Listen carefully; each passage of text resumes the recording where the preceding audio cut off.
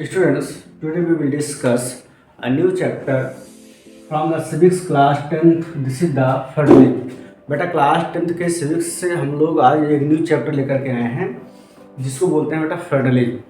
तो फेडरलिज्म का सिंपल सा मतलब होता है it is a system of government in which, ये एक सिस्टम है गवर्नमेंट का जिसमें the power is divided into central authority and the various constituent unit of the country. सीधा सा मतलब समझो, इसका तो पहले मतलब ये हुआ कि जो गवर्नमेंट का सिस्टम होता है उसमें जो उसकी पावर होती है वो सेंट्रल और उसके कॉन्स्टिट्यूएंट यूनिट्स में डिवाइड होती है। तो यहाँ मतलब हुआ कि सेंट्रल होगी, ठीक है ना, और उसके साथ साथ बेटा क्या होगा, स्टेट गवर्नमेंट की बात करेंगे हम लोग, ठीक है ना। अब यहाँ पर सिंपल सा अगर कोई आपसे पूछे कि what is the meaning of federalism, तो बस इतना बोल दो, गवर्नमेंट होगी मोर देन वन लेवल। तो वन लेवल में क्या है कि एक लेवल तो आपकी होगी बेटा सेंट्रल गवर्नमेंट, फिर दूसरी क्या होगी आपकी स्टेट होगी, और अपने यहाँ जैसे एक तीसरी लेवल होती है बेटा लोकल लेवल जिसको हम लोग बोलते हैं। तो central, state and local level, इसको मिलाकर के क्या बोलते हैं बेटा, फेडरेशन। तो फेडरेशन में क्या होता है कि more than one level of the government known as the federalism. One level क्या है central and two levels state.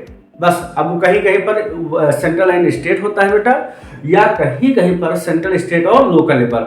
जैसे कि बेल्जियम में थर्ड लेवल की गवर्नमेंट थी जिसको हम लोग कम्युनिटी गवर्नमेंट बोलते हैं, और अपने यहाँ क्या है बेटा वो लोकल लेवल पर है, जैसे पंचायती राज और म्युनिसिपल कॉर्पोरेशन का। देखते हैं आप, there are two levels of government, ठीक है ना, दो लेवल कम से कम होंगे, ध्यान रखना। तो पहला तो है सेंट्रल लेवल, है ना, फॉर एंटायर कंट्री, जो पूरा नेशन के लिए जो वर्क करती है उसको हम लोग बोलते हैं क्या, सेंट्रल गवर्नमेंट।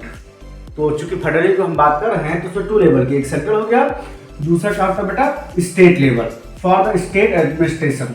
अभी थर्ड लेवल की बात हम लोग बाद में करेंगे ना, कि थर्ड लेवल को कब इंक्लूड किया जाए, क्योंकि शुरुआत में थर्ड लेवल की बात नहीं की गई थी। जब हमारा कॉन्स्टिट्यूशन बना तो उस समय सेंट्रल और स्टेट दो ही गवर्नमेंट की बात की गई थी, थर्ड लेवल की बात नहीं की जाती है।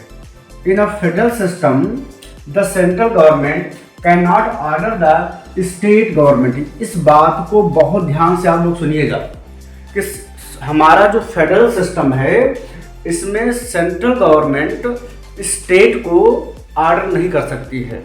तो यहीं पर हम आपको एक सिस्टम और बताएंगे बेटा जिसको हम लोग बोलते हैं यूनिटरी फॉर्म ऑफ गवर्नमेंट, ध्यान रखना, ठीक है ना। ऐसे आप लोग देख लीजिए बेटा, पूछा जाता है कि what is the unitary form की, यूनिटरी फॉर्म हो गया और एक हो गया फेडरल, ठीक है ना।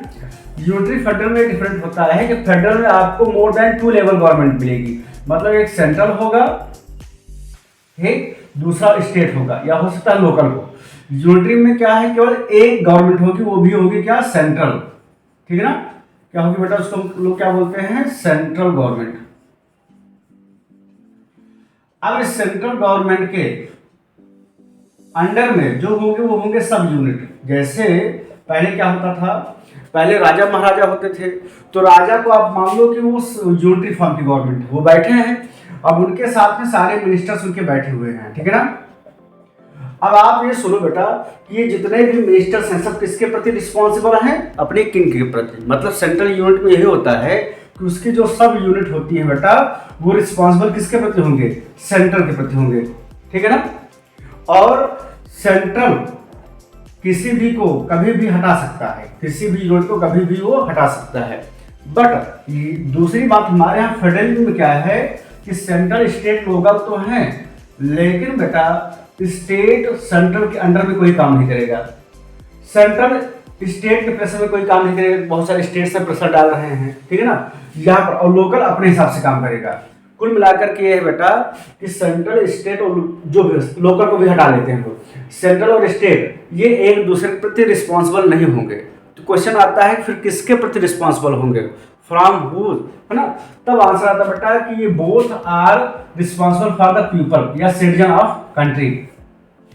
मतलब यहाँ पर यह है कि अगर मान लीजिए सेंट्रल अच्छे से वर्क नहीं करती है तो उससे कोई पूछने वाला नहीं है। पूछने वाले कौन है, लोग हैं, उसके सिटीजन, जो जिन्होंने सेंट्रल गवर्नमेंट को फॉर्म किया है या मदद किया है वोटिंग करके, ठीक है ना।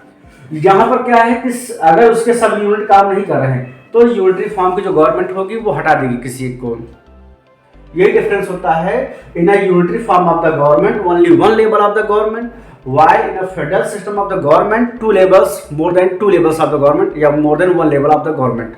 This is a federal and this is a unitary form of the government. चलिए, तो यहाँ पर आपने क्या देखा बेटा, फेडरल में central government can not order the state government. इसको पूछते हैं कभी कभी कि ट्रू है कि फॉल्स है। यहाँ पे क्या कर देंगे, लिख देंगे आपसे कि in a federal system the central government can order the state government. आप लगेगा बिल्कुल, क्यों? क्योंकि भाई सेंट्रल बड़ी है, स्टेट छोटा है, तो बिल्कुल बड़ा छोटे को आदेश दे सकता है, लेकिन ऐसा नहीं है बेटा। State government has power of its own, while अब यहां पर बता रहे हैं कि स्टेट गवर्नमेंट की अपनी खुद की पावर है, which own for which it is not the answerable to the central government. ये सेंट्रल गवर्नमेंट के प्रति आंसरेबल नहीं होगी, जवाबदेही नहीं होगी इसकी कोई। डिफरेंट तो किसके प्रति जवाबदेही होगी बेटा, पीपल्स के प्रति। किसके, इस बात को नोट कर लेना, ये गवर्नमेंट के प्रति नहीं है बल्कि पीपल्स के प्रति इसका रिस्पॉन्स होगा। Different tier of the government govern the same citizen but each tier has its own jurisdictions in specific matters of the legislation, taxation and administration. यह कह रहे हैं कि डिफरेंट टायर जो भी गवर्नमेंट हैं इनका ये एक ही लोगों को गवर्न करेंगे और इनका अपना खुद का जुरिडिक्शंस होता है। मतलब जैसे कि इनका अपना खुद का लेजिस्लेशन होगा, इनके कानून कहाँ कहाँ लागू होंगे, ठीक है ना, इनका टैक्सेशन कितना टैक्स कहाँ कहाँ पे लेंगे, किस तरीके से, और एडमिनिस्ट्रेशन बॉडी क्या होगी। इसको ऐसे समझो जैसे मान लीजिए एक कंट्री है, इस कंट्री में जो भी लोग हैं बेटा, ठीक है ना, अब गवर्नमेंट फॉर्म हुई सेंट्रल गवर्नमेंट, वो भी अपना रूल्स इन्हीं कंट्री के लोगों पे चलाएगी, ठीक बेटा। अब मान लीजिए ये बटा इससे, तो यहाँ पे स्टेट है, यहाँ पे स्टेट है, यहाँ पे स्टेट है, यहाँ पे स्टेट है, तो सेंट्रल के लोग कहीं अलग से थोड़े आएंगे, वो हम ही आप सेंट्रल में भी काम करते हैं, हम ही आप स्टेट के लिए भी काम करते हैं। अब अगर मान लीजिए सेंट्रल कोई नियम बनाती है तो हमारे ही आपके ऊपर लागू होगा, स्टेट कोई नियम कायदा कानून बनाएगी बेटा तो भी हमारे आपके ऊपर लागू होगा। तो यहाँ पर क्या है कि सेंट्रल और state govern the same citizen. Same citizen मतलब जैसे कि मान लीजिए हम लोग यूपी के हैं, अब यहाँ पर क्या होगा कि सेंट्रल गवर्नमेंट अगर कोई कानून बनाएगी तो वो जो है यूपी के लोगों पे लागू होगी, और यूपी गवर्नमेंट कोई बनाएगी तो भी वो हमारे ही लोगों के ऊपर लागू होगी। टैक्सेशन हम लोग क्या करेंगे, पेड करेंगे गवर्नमेंट को, ठीक है ना, और वो हमको जो भी वेलफेयर स्कीम उसकी होगी वो हमारे ऊपर लॉन्च होगी। तो इस तरीके से आई होप कितना आपको समझ में आ गया होगा। Students, next, the fundamental provisions of the constitution can not be unilaterally change by one level of the government.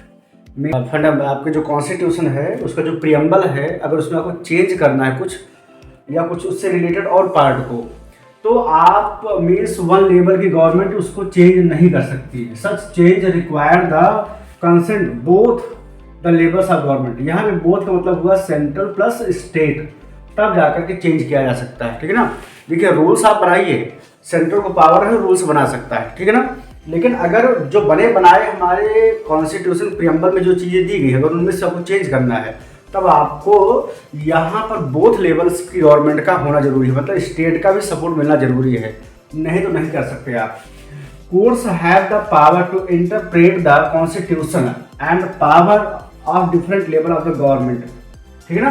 तो कोर्ट को एक पावर है कि वो कॉन्स्टिट्यूशन को इंटरप्रेट कर सकता है, मीन्स अगर कोई ऐसा रूल्स बनाएगा जो लोगों के फंडामेंटल राइट्स को वायलेटेड करता है, खत्म करता है, तो कोर्ट उस नियम को हटा सकती है, इसके पास पावर है।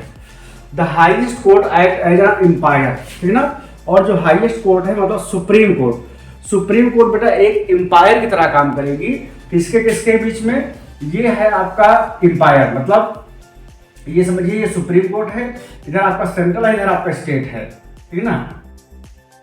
सेंट्रल और स्टेट से अगर कोई विवाद हो गया तो समझाएगा कौन, सुप्रीम कोर्ट।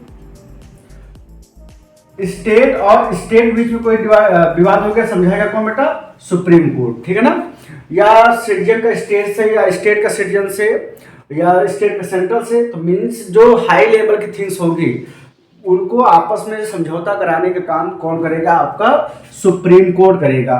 तो यहाँ पर इस बात को ध्यान रखना कि लिखा गया था हाईएस्ट कोर्ट, ये नहीं लिखा गया है कि हाई कोर्ट, हाईएस्ट कोर्ट लिखा गया है। Act as an umpire if dispute arise between different level of the government, यदि डिफरेंट लेवल की जो गवर्नमेंट है, सेंट्रल हो या स्टेट हो, अगर उनके बीच में कोई विवाद हो गया तो उसको समझाने बुझाने का काम कौन करेगा बेटा, वो करेगा सुप्रीम कोर्ट करेगा।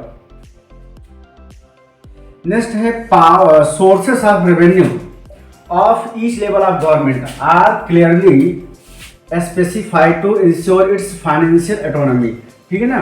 कि तो जो सोर्सेस ऑफ रेवेन्यू हैं वो हर सेंट्रल के अलग हैं, स्टेट के अलग हैं, ठीक है ना। जैसे मान लीजिए हम ही लोग हैं तो हम लोगों को जो इनकम होती है वो सेंट्रल को जाती है और स्टेट को जाती है। ये डिसाइड कर दिया गया है कि किसको कितना जाएगा। इसीलिए जो आप देखते होंगे इनकम टैक्स है, ठीक है ना, वो सेंट्रल के पास जाता है, वहीं पर जो प्रॉपर्टी टैक्स है वो स्टेट के पास जाता है। तो ये एक डिवाइडेशन कर दिया गया है बाय द कॉन्स्टिट्यूशन, ठीक है ना। तो वहां पर क्या है, डिस्प्यूट नहीं होता। जब कभी किसी मॉल में आप सामान लीजिए तो वहां पे जो रसीद मिलती है तो वहां पर रसीद में आपको लिखा रहेगा CGST और लिखा था SGST, ठीक ना।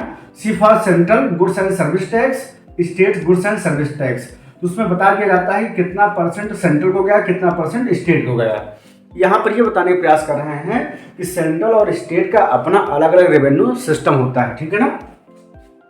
The federal system thus has dual objective to safeguard and promote the unity of the country। तो इस तरीके से जो फेडरल सिस्टम है इसके दो मेन ऑब्जेक्टिव हैं। इस बात को याद रख लीजिएगा, क्वेश्चन पूछा जा सकता है कि what are the main objective of the federal government. First, to safeguard and promote the unity of the country, है ना। Safeguard and promote unity, देश की एकता को बढ़ावा देना, सेफ रखना, ठीक है ना। While at the same time accommodate regional diversity, और उसी समय पर जो देश की विभिन्नता उसको एक करना, यूनाइट करना, ये इसका मेन काम है। अच्छा देखिए, जो हमारे यहाँ स्टेट जो बांटे गए हैं वो ऑन द बेसिस ऑफ, अगर आप देखें तो रीजन के हिसाब से बांटे गए हैं, लैंग्वेज के बेस पर बांट दिया गया है, ठीक है ना। तो वो क्या करता है कि उनको बांटना इसलिए जरूरी हो गया क्योंकि नहीं तो देश में डिस्प्यूट हो जाता है। तो देश को संभालने के लिए भी क्या होता है, फेडरल सिस्टम का यूज किया जाता है।